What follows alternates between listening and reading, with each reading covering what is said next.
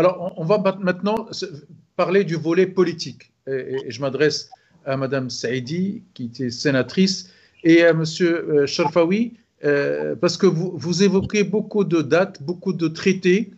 Et il y a eu le 18 mars 1945, vous dites, le traité de l'Al-Lamrnia. Alors, expliquez-nous ce traité. Eh bien, le traité de l'Al-Lamrnia, c'était le traité qui a permis de définir les frontières à l'époque où la France était en Algérie, d'une part, et d'autre part, le Maroc était sous protectorat. Oui. L'Algérie était un département français.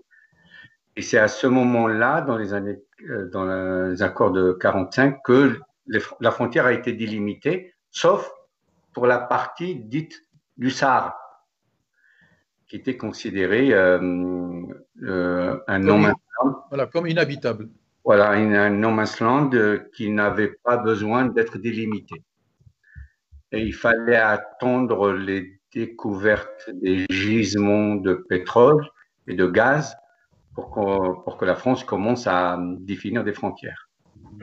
Voilà. Donc, par la suite, vous parlez aussi de l'accord du 6 juillet 61, renégocié pour renégocier le statut de Tindouf et de Kolomb-Char après l'indépendance de l'Algérie. Il faut rappeler aussi qu'à un certain moment, les Français voulaient accorder, se mettre d'accord avec le Maroc concernant cette partie du Sahara, et que le feu Mohamed V a refusé parce que la France lui demandait en contrepartie de ne plus recevoir les combattants algériens. Tout à fait. Mohamed V a totalement refusé alors que la France à l'époque demandait que le Maroc n'accueille plus le FLN à Oujda notamment. Et Mohamed V a refusé en disant je ne porte pas un coup de couteau dans le dos de nos frères les Algériens. Voilà. Et ce que disait Abdelkader tout à l'heure, et ce que j'ai fait également, nous avons découvert que le Maroc avait une civilisation, avait une histoire, et que les gestes étaient mesurés. Les gestes étaient mesurés. Et c'est tout ce qui va faire la différence. Jusqu'à présent. Voilà. Et ce que vous citez comme exemple, donc les accords de 61 avec Fath Abbas, oui.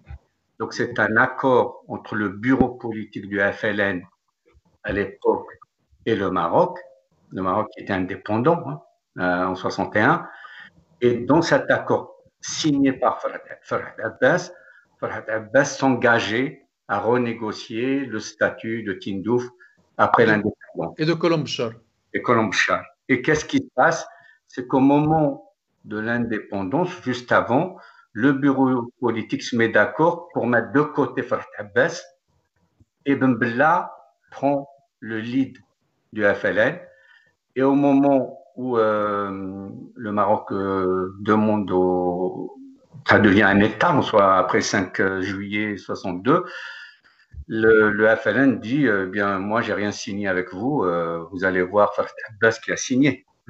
Donc, on voit que, alors tout ça, on l'a appris après, que c'était mal barré, diront certains. C'est-à-dire qu'il y avait des sous-entendus pour ne pas construire le Maghreb. C'est-à-dire que là, dès le départ, on voit que les leaders du FLN, leur finalité est de construire une Algérie qui domine le Maghreb. C'est ça la finalité. Et ils vont rester dans cette optique, je pense même jusqu'à aujourd'hui. Jusqu'à aujourd'hui, tout à fait. Aujourd'hui, parce qu'un État algérien qui dans les écoles militaires, lorsque un jeune Algérien arrive dans l'école militaire, on va lui expliquer que l'ennemi numéro 1 de l'Algérie, c'est le Maroc. Quand vous avez un régime qui rend institutionnel cette haine du Maroc et puis du Marocain, on ne peut pas attendre quoi que ce soit de ce régime. Donc, ce régime est de plus en plus fascisant. Il est temps qu'il parte. Voilà, mais il partira parce que le Hirak, on a vu les derniers mouvements. Bon, c'est un autre débat, mais disons que on voit que dès le départ, dès l'indépendance, en 61-62, les choses commencent à ne pas converger vers la construction d'un Maghreb. Les autorités algériennes qui ont, au moment où elles ont décidé d'expulser les Marocains, Boumedienne a créé une émission. Vous savez comment elle s'appelait cette émission? Ça m'avait scandalisé à l'époque. Maghrib al-Shu'oub. Voilà, tout en massacrant, tout en expulsant, eh bien, il chantait les louanges du Grand Maghreb, mais son Maghreb à lui. Voilà, donc c'est le Maghreb de la spoliation, c'est le Maghreb de la domination, c'est le Maghreb de l'humiliation, et c'est le Maghreb de personnes qui ont été dépossédées. Et moi, je pense qu'on n'obtiendra rien du régime actuel.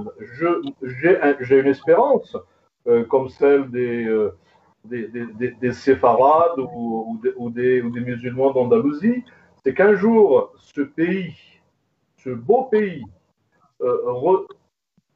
trouve enfin la paix en ayant à sa direction des gens choisis, des gens raisonnables, des gens qui se seront débarrassés de la glaciation soviétique, parce que ça vient de là.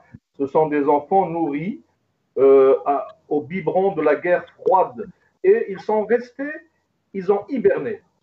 D'ailleurs, ce sont des mammouths tous, des dinosaures. Comment un pays aussi jeune peut-il être encore dirigé par une gérontocratie pareille, hein, héritée de la période soviétique?